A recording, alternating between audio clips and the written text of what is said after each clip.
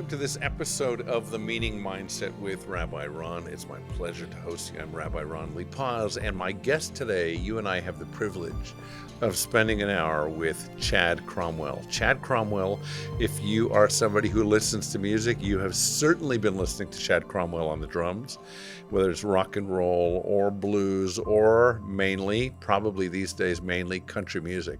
He lives in Nashville and very close to me here in a beautiful part of LA. Chad and I know each other well and like each other a lot. I certainly really like him a lot. He's a guy of great character, great skill, great discipline, and great talent. And in our hour together, we'll talk about what it is to build this kind of career, to build this kind of reliability, to have the character elements that it takes to do as well as he's doing and that other people might want to be doing in any career, not just in music. Another thing that I find fascinating about Chad is his depth, his wisdom, and he'll share a lot of that in this hour. So let's get started. This is The Meaning Mindset with Rabbi Ron, my guest, Chad Cromwell.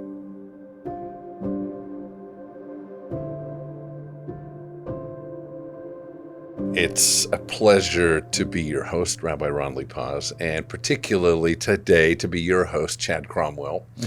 By the way, you said something to me that had my wife and me in stitches. Was it last night when you called, you said, "Oh, yeah." Yeah. Oh, you're talking about space travelers? Yes. Yeah. That's exactly what it looked like. Yeah, on our driveway. Yeah. I mean, bleary-eyed and just coming around for the waking day, and looking around in the Mother Nature.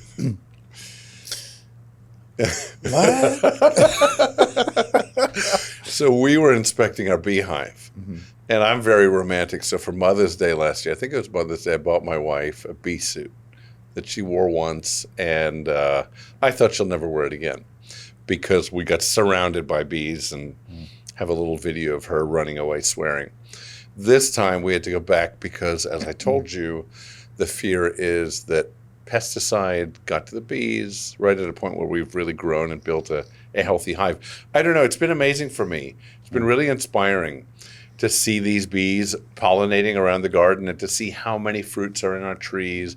And knowing that the bees go a couple miles out, that means all the neighborhood's flowers and trees are being pollinated. I do get the value of bees in a way that I never without had. a question, yeah. And I'm kind of amazed by them. Yeah. I've got a story. Yeah, go ahead. That's relative to the bees. Okay. When I was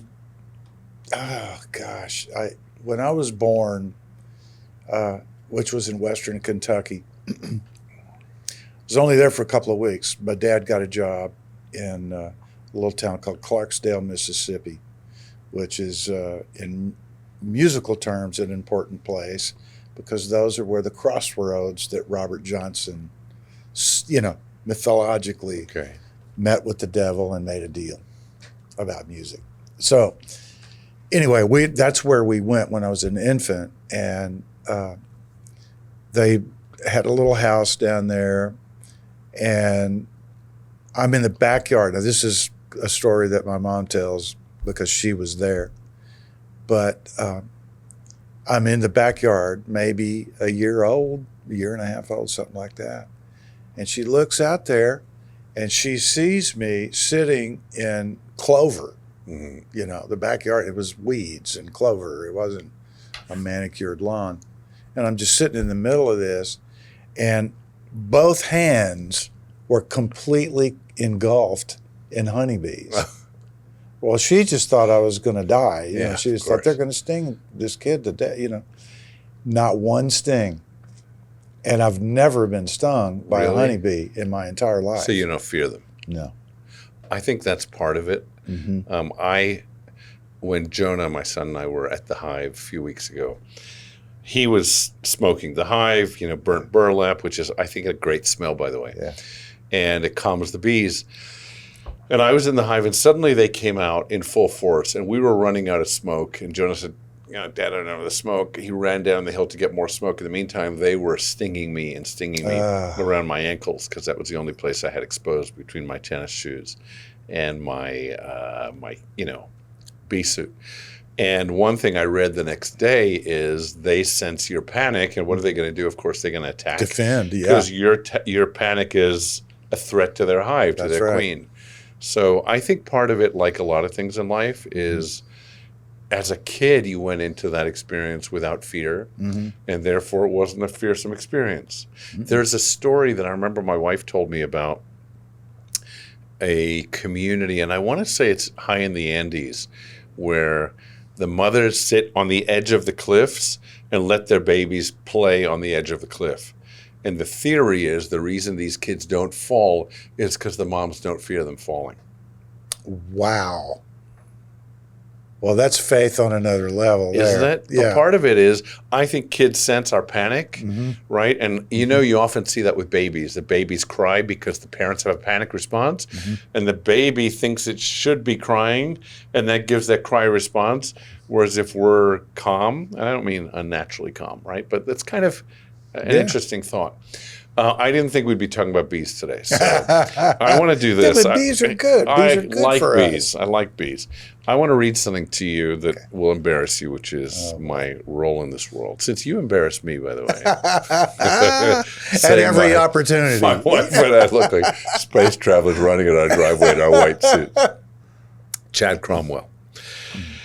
You don't have to agree with any of this. Renowned drummer who has played with Kenny Chesney, Stevie Nicks, Alison Krauss, Toby Keith, Bob Seger, Cyndi Lauper, Brian Wilson, Glenn Campbell, Chris Isaacs, Neil Young, Amy Grant, Trisha Yarwood, Peter Frampton, John Oates, Dolly Parton, Willie Nelson, Leanne Rimes, Bonnie Tyler, The Beach Boys, Dave Stewart, Garth Brooks, Lionel Richie, Waylon Jennings, The Blind Boys of Alabama, Lady A, Vince Gill, Emmylou Harris, Blake Shelton, Mark Knopfler, Leanne Womack, Mary Chapin Carpenter, Dire Straits. I think we met then, not knowing that. Donny Osmond, Hank Williams, and the list goes on and on and on and on and on.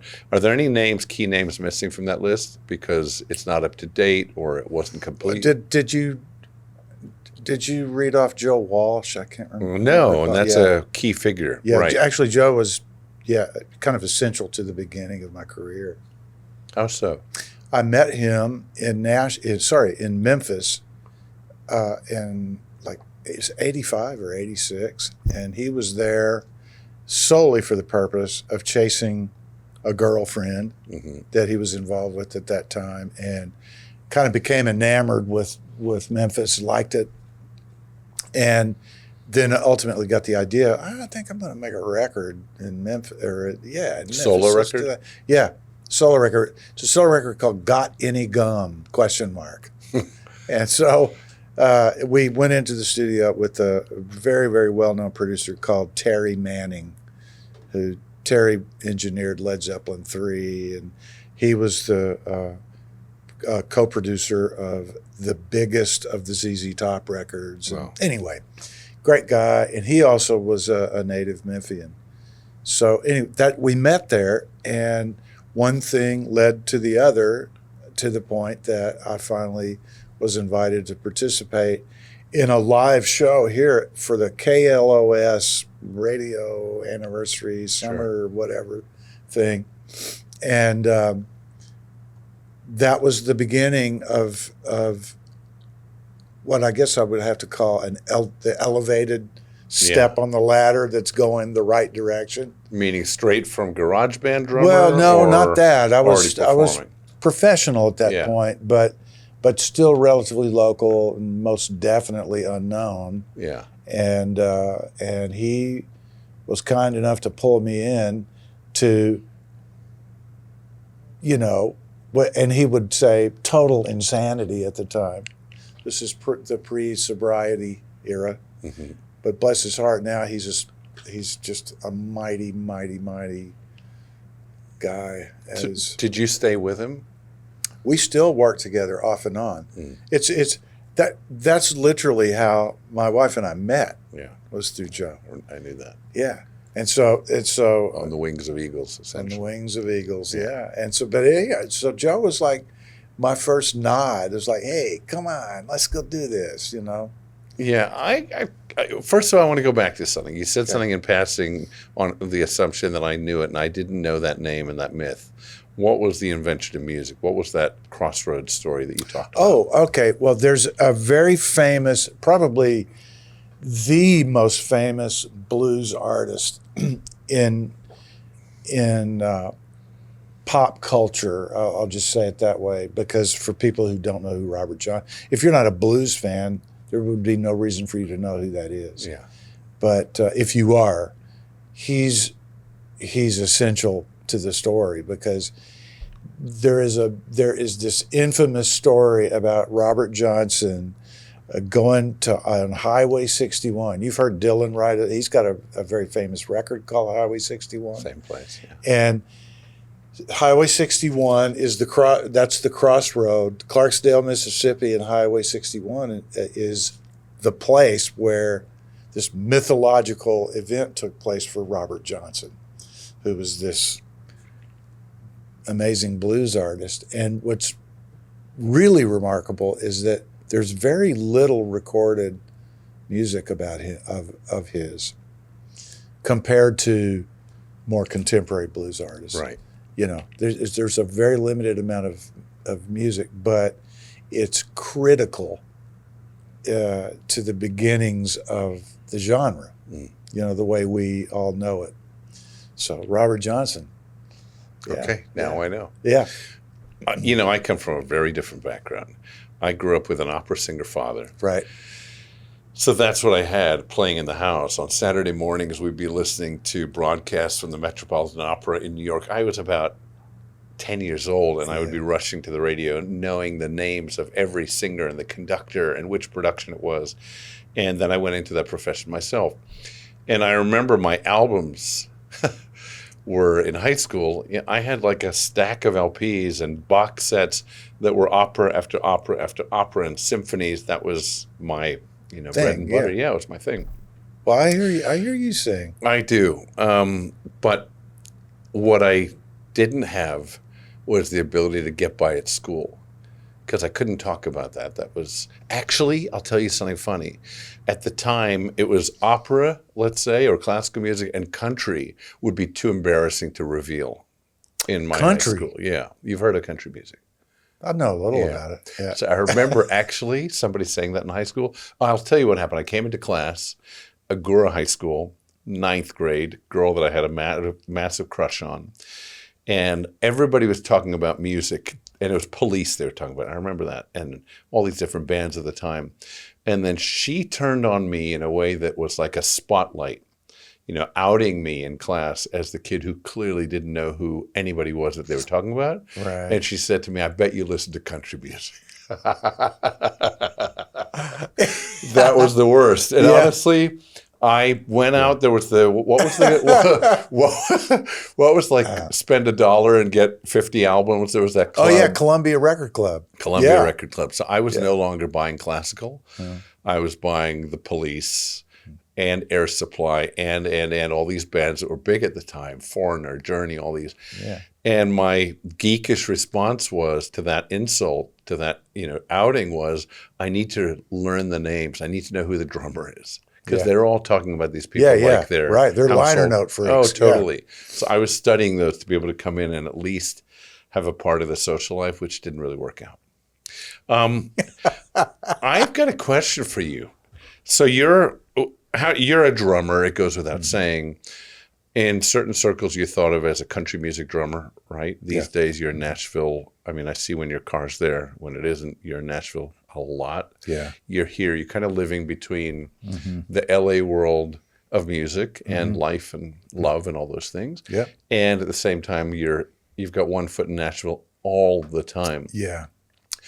I also think of you as having one foot in rock and roll and one foot in country music. Definitely. Is that right? That's absolutely right. How does it work riding two horses? I don't have a straight answer to that, other than it's environmental, because I didn't know what was going to come first, and I've got to go all the way back to my beginnings to maybe get some insight about how I ended up where I did.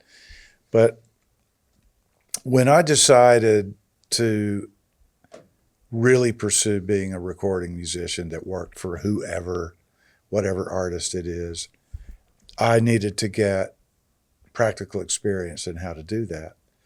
And I was lucky enough at that time to be living in Memphis because the way it all worked out, my teachers were the founders of Stax Records. Oh, yeah. So I was taken under their wing, basically meaning empty the ashtrays, make coffee, make sure there's plenty, always coffee on, wind up the mic cables at the end of the day, speak when spoken to, and that's it. Yeah. Simple stuff, How old were you? I mean, roughly. I would have been 19, Okay. something like that, 18, 19, somewhere around that. There's a whole other story in London that precedes that we can get into later if you like. Sure. But what was really critical for me was they said to me specifically, is this what you want to pursue? This is different than being in a band and traveling all over the world and, doing all that. This is a very different kind of thing. Is this your interest? Yes, sir, it is. This is what I want to do. Okay, then this is what you're going to do. And when there was nothing happening in the studio, they'd send me out on the floor to sit at the kit, and they would say, okay, let's start working on groove. And so they'd start playing. Yeah, consistency. Even note placement, so that like if you're watching the meters on the thing, it always hits at the same place. Yeah. That's the idea. So reliability. Reliability, stability. Yeah. Consistency, and then understanding where the music lives. Not just what the story is, but from my perspective, it's where does it physically live? My job is to put the beat in the right place for that song to thrive. What does it mean where it lives? What does it mean to you? What that means to me as a musician, what that means is, quite frankly, when she starts wiggling that butt because she wants to dance to it, that's where the music lives.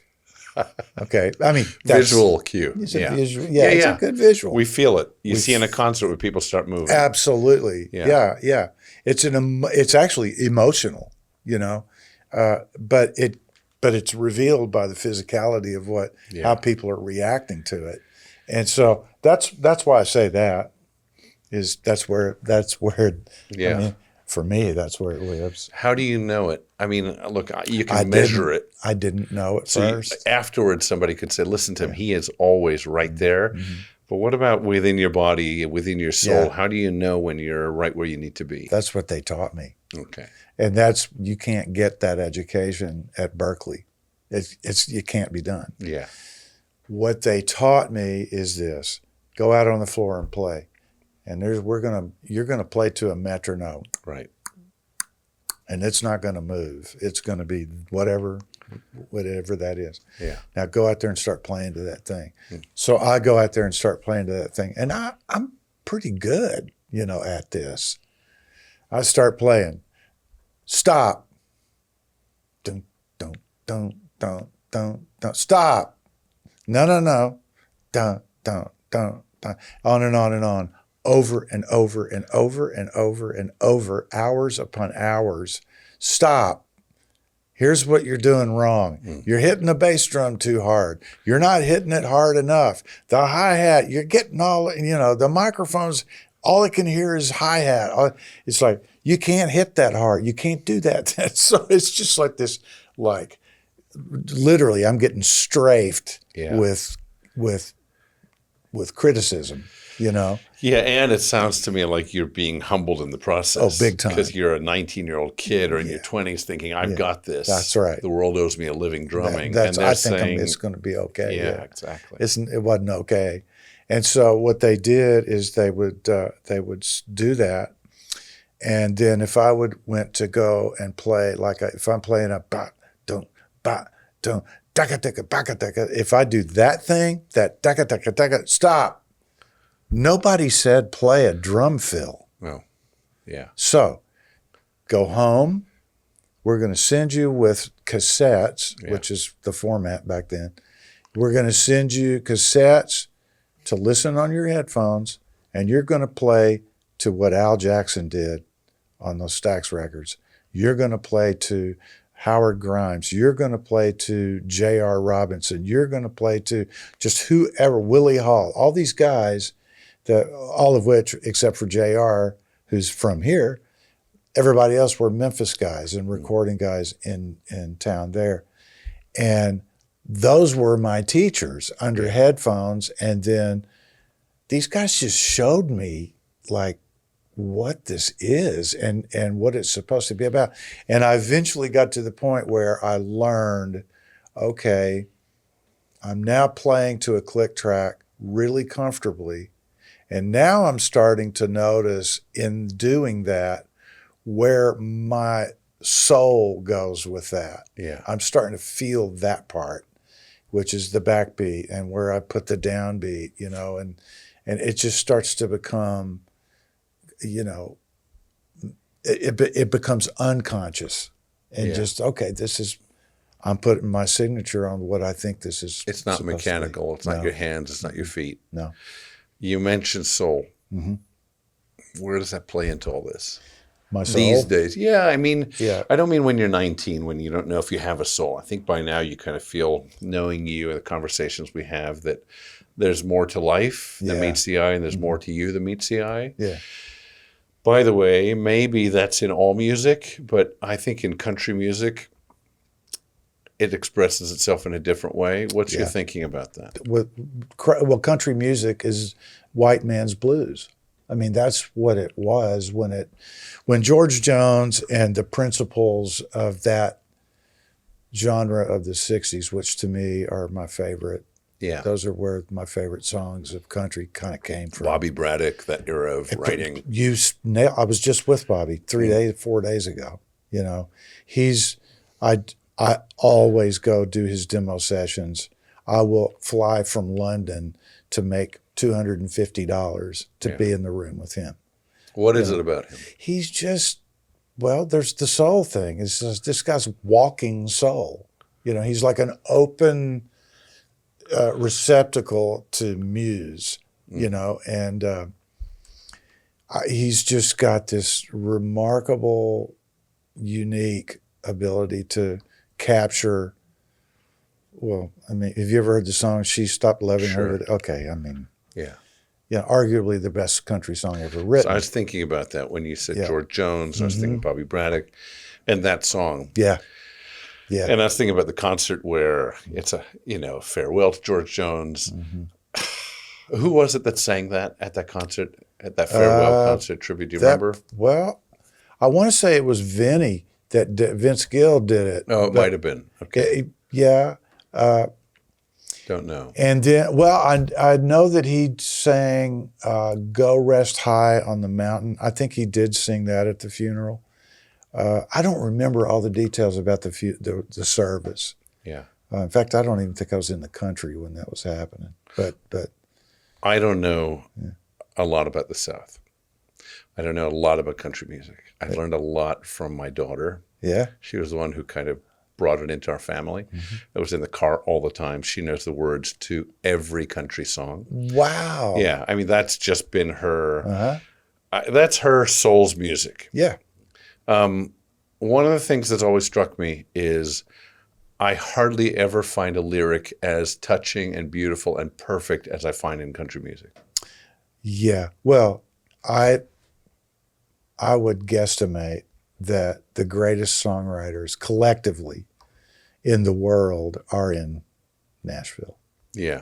And now, because Nashville has exploded into a very cosmopolitan place now, people are coming from all over the world with whatever their musical influences are. It could be whatever, West African. Right. It could be, British pop. It could be, you name it. It's there now.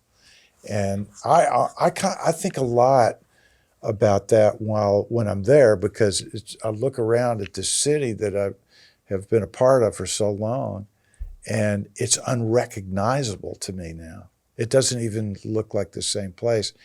And ethnically as well. Absolutely. Yeah. Yeah, it's just different. And what was it about the South that created country music? Why didn't it happen in New England? What do you think is unique about the South? Yeah. Well, the South is relative to the blues, right? Right. Which is indigenously cotton fields in Mississippi or whatever. Sure. There's also Chicago blues and St. Louis blues and so on and so forth. But the true field blues, which were the working songs, the things where the men would be in the fields singing to get through the day. Right. Right. Some way we're getting back to the soul thing, is some way to rise above where they are right now. What gets us to the next place. Yeah. I love how you said that, rise above. Yeah. Meaning your feet are in mud. Yeah. Or exhaustion and sweat, but there's something about your soul that can elevate. Yeah. Can be transcendent. You find and there is place, something transcendent. I know about music, and you do, but there's something transcendent about music that expresses something that opens us up. Yeah. There's something I think uniquely vulnerable about country music that you don't find in a lot of pop songs that are really big hits. True. What I believe that is there's a great songwriter from Nashville. He's been gone now for a while too, named Harlan Howard. And, somebody asked him the question, what is it about this music, that why is this so special, how do you do what you do? And he said it all with this. He said, it's 3 chords and the truth. Yeah. That's all it is. That's fantastic. Right? And it's just simple. Yeah. It's not complex musicality. And it's not Berklee School of Music, and nothing to diss that. No. But it's not coming from a place of intellect necessarily, and structure and musicology. Yeah. It's singing to those chords. Yeah. So the truth is the key. The truth is the key. But the truth is also tricky, right? Because the truth can be risky when you're putting the truth out on a record. If it's real country music, it's usually that way. It's usually, it'll make you a little uncomfortable. Okay. You might know some things or hear some things that you don't want to know happened. Yeah. So there's the George Jones reference too. Yeah. And to this day, I'll fast forward to modern times. Just make a note of this, and I'm going to take the opportunity to promote this guy. Yeah. His name is Stephen, Stephen, Wilson Jr. And he's one of the best things I've heard come out of Nashville in 30 years. Wow. You're working with him or No, producing him? no, just but- hearing him. But I'm absolutely just blown away by how good he is. Really? He's originally from Indiana. His dad was a Golden Glove boxer. He was a Golden Glove boxer, and then became a songwriter. Really? Right. He writes his own songs. And they're incredible. They're incredible. So I'm going to send you a link. Okay, great. I'll get you hooked up. And to me, this guy is a really, really remarkable songwriter. 3 chords and the truth. Yeah. It's intense. Yeah. Pop music is great when it's great. And I'm sure you played on a lot of rock and roll and pop. And when, I don't know if you know in advance when something's going to work, but we all know when we hear it, when something lands correctly or connects to our experience. But back to the truth. I had a career in opera, and one of the things, we assume opera is kind of stuffy, frilly costumes and powdered faces and wigs. Yeah, there's some early opera that's that. But there was a movement in opera in the late 19th, early 20th century, which was called the Verismo movement, Verismo, and it's about truth. There you are again, a few more chords than three, and the truth. Yeah. And it went from talking about feelings, love and betrayal and all these things, to feeling them on the stage. It was the first time in opera that you had people screaming in anguish, not protecting their voices, clearly doing that as well, Right. but allowing something, I'll say, ugly to come into beauty. Gorgeous orchestral music and betrayal and treachery and lies and death and love and all the stuff of real life. The blues. Yeah, yeah, but it's true. But it's kind of interesting that to me, what's the contemporary link to it that isn't classical, isn't opera, isn't sung in Italian in that case? It's country music. Yeah. Right? It's somebody talking about the ugliest part of his human experience, the greatest pain that he's ever experienced. And you and I know when it's real, and you and I know when it isn't. And somehow the audience feels, I need to listen to the rest of this. Yeah. I need to know where he goes down that road and what happened to him. I find that incredible. Me too. I live for being able to participate in a song event that is one of those kinds of songs. You know, it's like, it's heartbreaking, you know, in a beautiful way. You know, it's a painful kind of experience. There's a song that I recorded for Miranda Lambert. I don't know if you've heard of her. Sure. Okay. And so this was her, I forget what, I think it was her second record. I played on her first 3 albums. And anyway, the song was written by Tom Douglas, and who's a dear friend and a brilliant songwriter, called The House That Built Me. Oh. Do you know that song? No, but I know a similar song, similar title. Well, you got to hear it. It just breaks your heart, you know.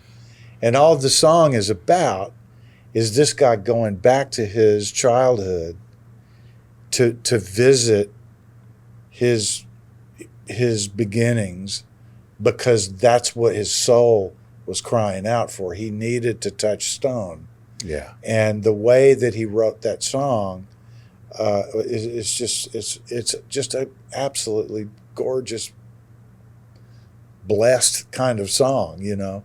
And when we were recording it, we were trying to figure out a way to use a whole rhythm section on it, you know, and we fooled with it for a while, and then finally I told the producer, his name is Frank Liddell, I said, Frank, I'm out. I'm not playing on this. I can't. This song is not supposed to be like that. It's not a band song. It's a very intimate song. Yeah. So he went, what? You're firing yourself right. off the song? Yeah, you I flew am in for firing myself off of this. It's not right. Yeah. You know, I'm not going to play on it. For the sake of being heard. I just believe that that's the right thing to do. So, and were you right in retrospect? It was her career song. No kidding. Yeah. Oh, amazing. Yeah, it's like it's probably it's a cornerstone song for her. It's absolutely a very, very important. What do you find about the greatest artists you work with in terms of character, meaning in their lives? There's one thing which is like the basketball player who can do a dunk shot over and over and over again, and we admire them for that facet of who they are. Yeah. But you and I know the people we really admire and want to sit and drink wine and have dinner with are people who have depth. Right. And usually that means struggle. Yeah. Because that's how you seem to get depth as a human being. Yeah. And maybe faith, and maybe a sense of striving for meaning in their lives, not just happening on it. What's your sense about that? Well, there's a couple of different versions I'll give you because they're different. One being Mark Knopfler. And Mark was basically the sole writer of the entire Dire Straits catalog. Wow. And as a band, they were great. Loved Yeah. them, you know, loved their everything, you know.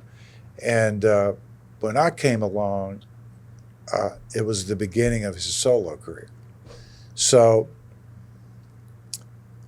when I got to know Mark, that one of the things that I appreciated so much about him were the conversations that were outside of Work. What about my career? What are you Right. doing for me? I want this. I want. You know. So humility. It Yeah. seemed like that he was just like in this really interesting, you know, kind of vulnerable place because he had let go of this gigantic machine Right. that was so enormously successful in order to go and pursue his song. He wanted to be a songwriter again, and he wanted to go and be more intimately involved with audiences when he toured, you know, and the songs he recorded and the things he chose to do. And I got pretty close with him. We would daily walk, you know, and talk and eat and drink coffee and, you know, go through a couple of bottles of wine sometimes, you know, at dinner. And it was always intense conversation of some kind about something, you know. Yeah. Like And what? What does intense usually mean? it wasn't, ironically, it usually about wasn't politics. Yeah. Or music. Yeah, it was, Or was it about music, but not about his music and his Well, career and his right. ego pursuits? Yeah, he would talk about, you know, like his twin boys, and, you know, they were, at the time, you know, they were much younger, and they were away at boarding school. And we talked about boarding school, not boarding school, how you do that, you know, and like family-oriented stuff. We talked about, you know, he taught me a little bit of guitar, you know, so we'd talk about guitars, and I learned more and more about what's what with all of that with Mark, as well as the other guys in the band that were guitar guys. Yeah. You know, so there was an intimacy like that without judgment. It was just, we're together here, and I'm gonna show you how to do an E and an A the proper way. Yeah. And we talked about royalty. We talked about car racing, because he's a real car buff guy, you know, and so I've always loved cars to some extent, but nothing like him. Yeah. But I really enjoyed it. But what I mostly enjoyed with him back in that, I want to say back in the day, that sounds like old, but you know, at the beginnings of his solo career, Which is 80s, late 80s. It was mid 90s. Oh, it was. Yeah. Okay. Because I was listening to him and seeing you guys in concert in the probably early 90s, late 80s, early 90s. Right. Yeah. So you would have seen me from 95 on. Oh, okay. And so, we would, one of the things that I'll always carry with me, a really fond memory, is when we would be in rehearsals, we'd be in rehearsals for 2 months. And so For an album. Or to preparing for a tour. And so where I lived with the band guys, we lived down in Holland Park, which, if you know London at all, that's just below Notting Hill. Yeah. At Hyde Park. Right. So every day I would meet him at Hyde Park, and we'd take off walking that park. I don't know how many hundreds of times I did that with him. And a lot of times it would be not one word spoken for 10 minutes. We'd just be walking, you know. Pass by the Ducks. Pass by the Ducks. Yeah. Yeah. Oh, there's Kensington Palace, you know, there's Royal Albert Hall. Yeah. All that. So that was I really treasured that period of time, you know. So then conversely, to another artist, Neil Young. Mm-hmm. So Neil is not the kind of guy that I would imagine anyone going for a walk in the park and nothing to do, and you know, it's like he is far and away the most creative what's the word, receptacle of the muse of anybody I've ever met. and he kind of lives in his own ecosystem. Yeah. And but it's the most pure thing I've ever seen, you know. And when I'm in that with him, that's probably the mightiest it gets for me in terms of like getting back to the soul thing. That's as deep as I've ever been able to go. Yeah. As a musician. What's common with these people?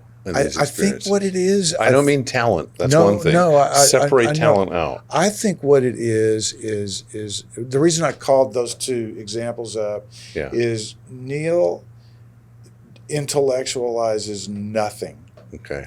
He just receives what comes in. So somebody would say he's present, open, mindful. So present that and he's famous, well known for this. There is story after story. There's so many stories.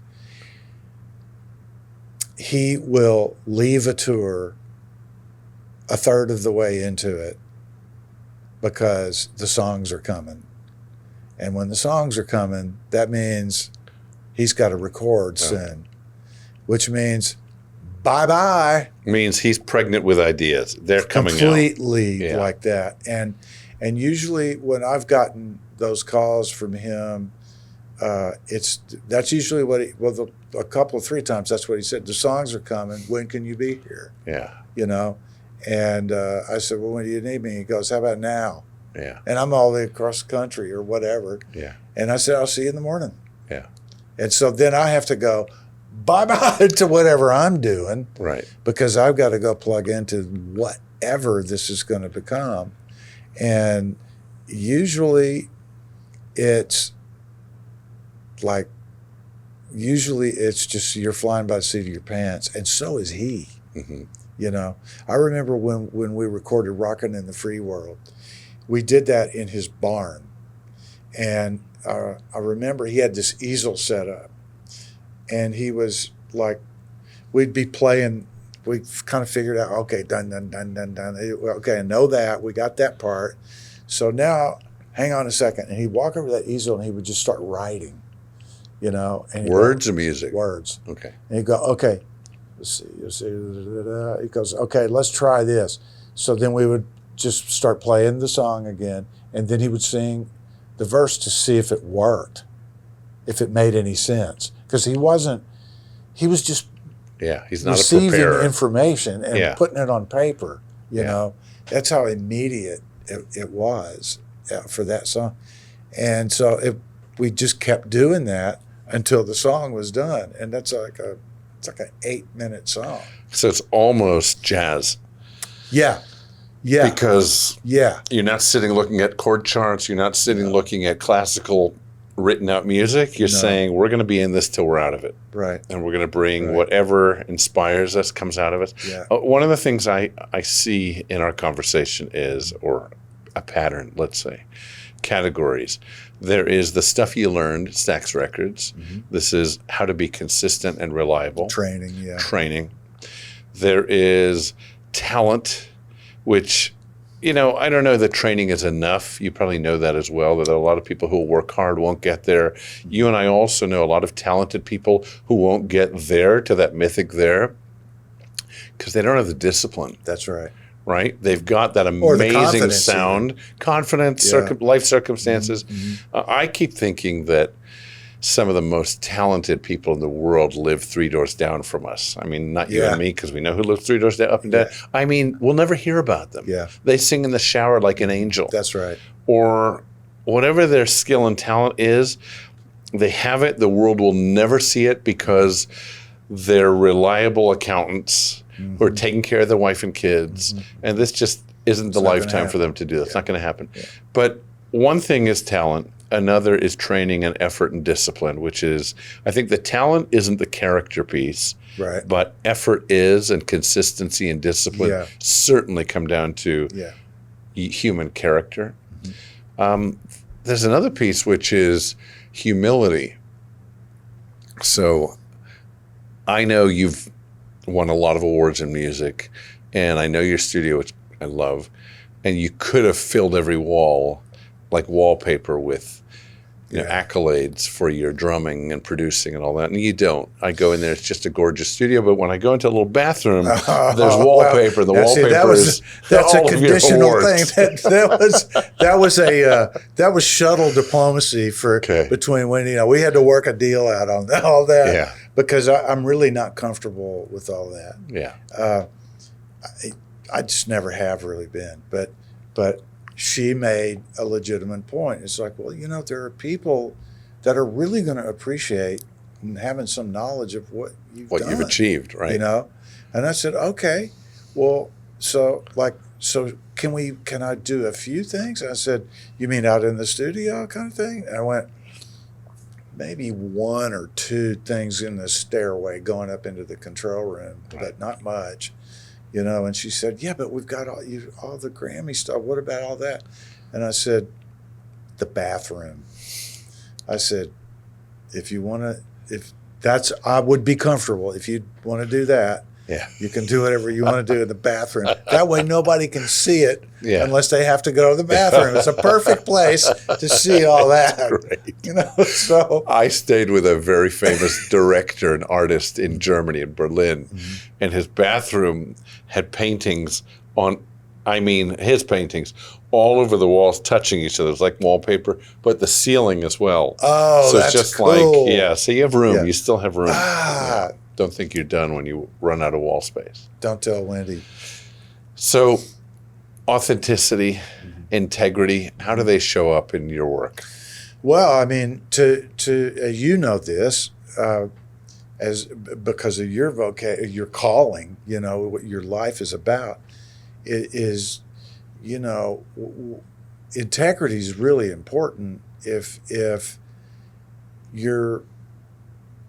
If you're trying to be of help to someone, whether it's to provide music or counsel or whatever, then those people have to trust you. And the way that you gain trust is, you're having integrity means there are standards that you try to withhold for yourself. Yeah. So that people can trust that and you. Right. That's a great way to understand integrity. Yeah. Mm-hmm. Yeah, I also think about integrity literally, like in physics. This is lacking integrity, but this is a human being who's somehow, at least in this moment when you meet him, sewn together, not at odds with himself, which is usually ego struggle, struggle with people other than ourselves. When we land in our own seat and we say, this is who shows up today. I want to be of service. Yeah. I want to be open to other people's suggestions. I want to approach whatever it is, this album, this song, this conversation with curiosity, not with my own ego override, not with my needs, because my needs will be met if this is a place of integrity, an hour of integrity. Then we know what that looks like. And we hear it in music too. By the way, do you hear that in music? Do you feel like authenticity, integrity? Right now, by the way, we're hearing country music that's less country, more pop. Do you feel like it's losing some of its honesty, or is that just what happens in music? It's a really interesting time for me as a listener right now to new music. And I think part of it for me is because I'm getting a little bit older, not old, but a bit older. And so I'm starting to... We can edit old out, so don't worry. Go ahead. Yeah, please. I think what it is I've traveled a long way with this stuff now. And I've seen kind of a generational wheel turn.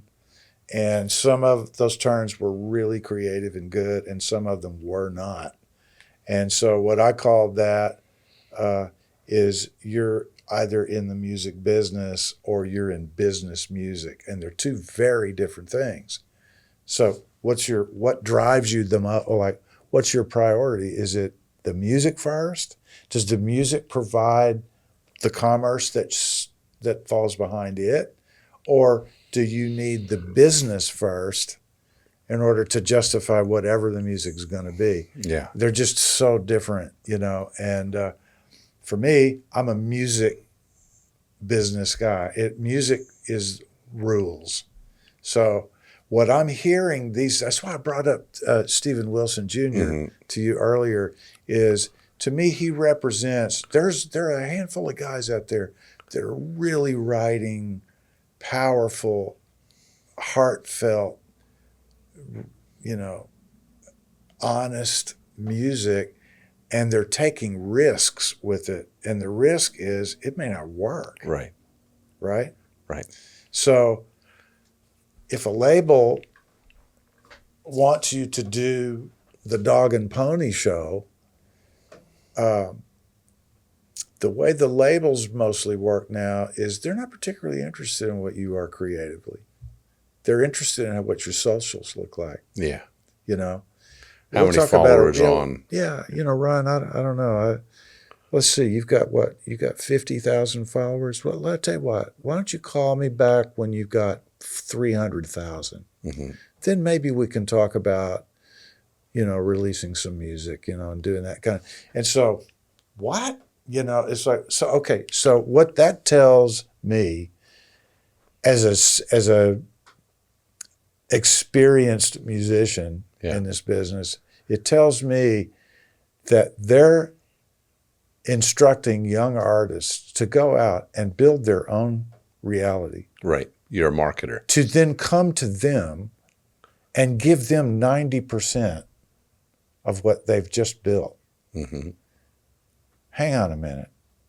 If you've got 300,000 or whatever the magic number is, I don't know.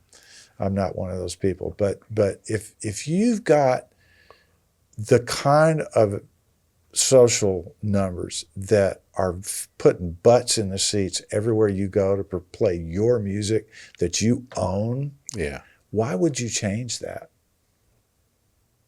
Why would you give somebody else 90% of what you worked your butt off to get to? And but you got to do that because you got to get to radio and you got to do this and you got to do that. Well, inertia tells me that if you are building your audience consistently and you own 100% of it, you're never going to need 10 times that to survive.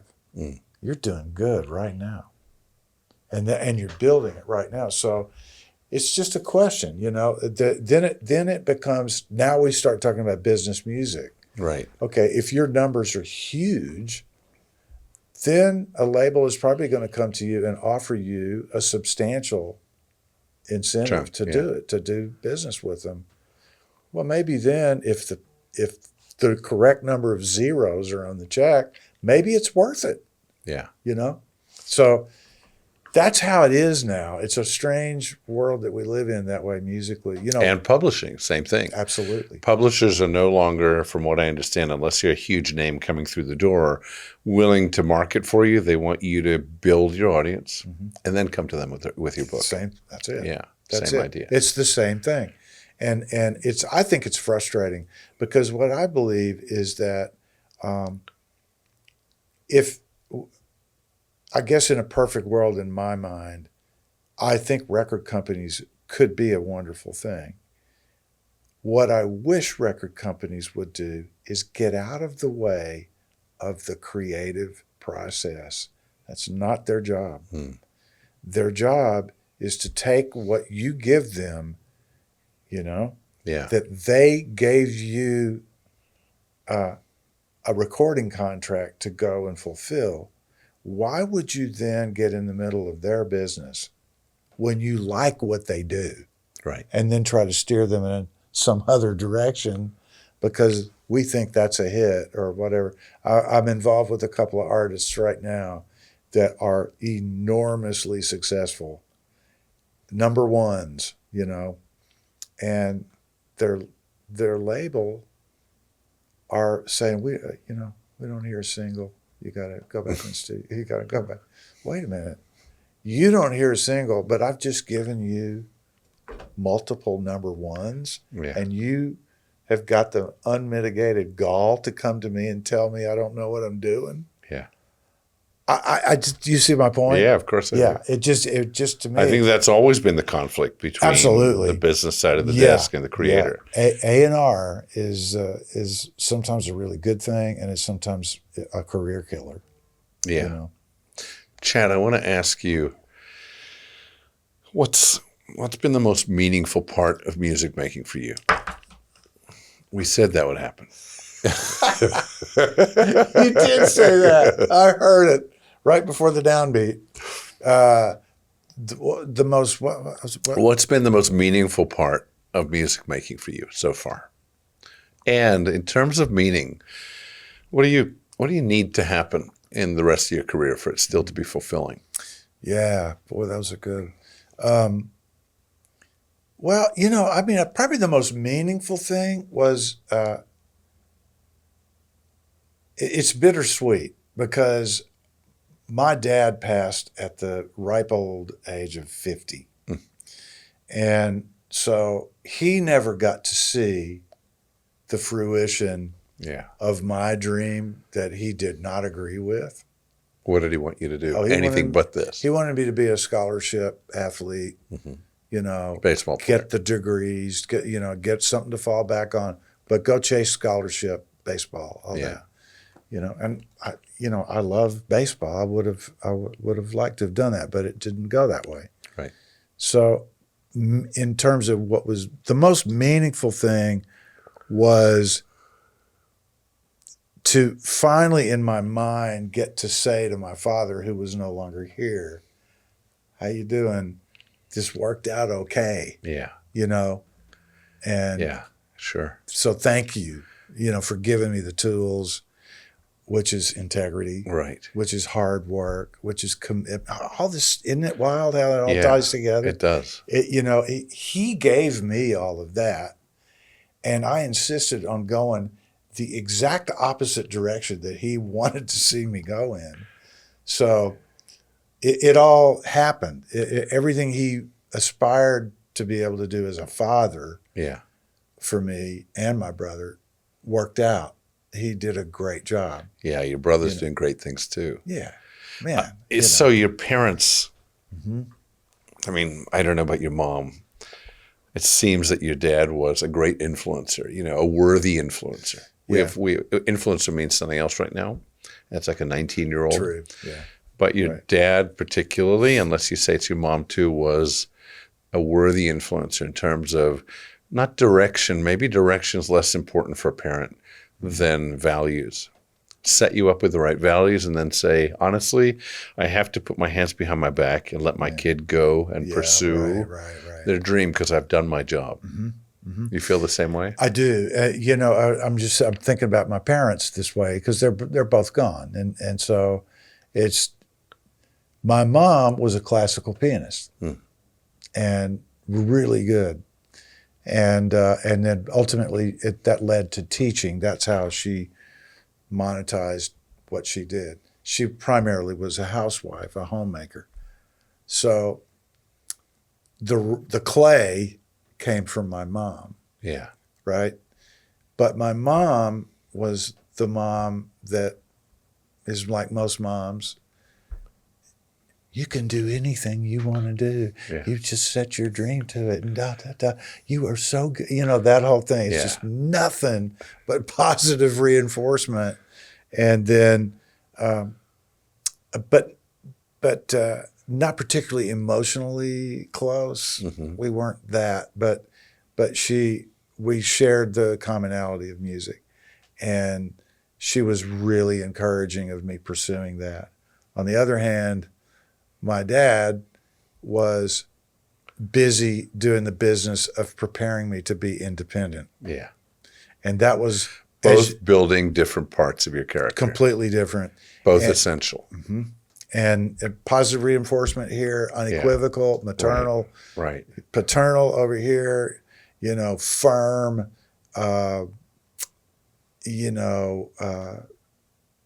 tough. Yeah, maybe really it's a combination of you can and you must. Yeah. You can, my son, you've got this capacity. and just live it now. Right. And you must, which is be truthful. Yeah. And have integrity and treat people well and show up on time. And whatever you're going to do it well to the best of your ability with integrity. Right. That's an amazing combination. Yeah. It served you. It was an incredible combination. The only thing that was a bit unfortunate was both of my parents were, you couldn't get too close. Mm-hmm. You know, they just weren't, they were, what do you call that? It's, you know, I don't want to call it refrigerator. Right. My dad actually kind of that. He was just hardcore, old school, kind of white collar dude, you know. Yeah. And he was a scholarship athlete himself, and a really gifted athlete. Mm. I got everything I needed from them. Yeah, clearly. Basically, but and what I would imagine that every child is probably going to say in their adulthood that there were pros and cons to mom and dad. Right. You know. But ultimately, you ended up being such a good, likable guy.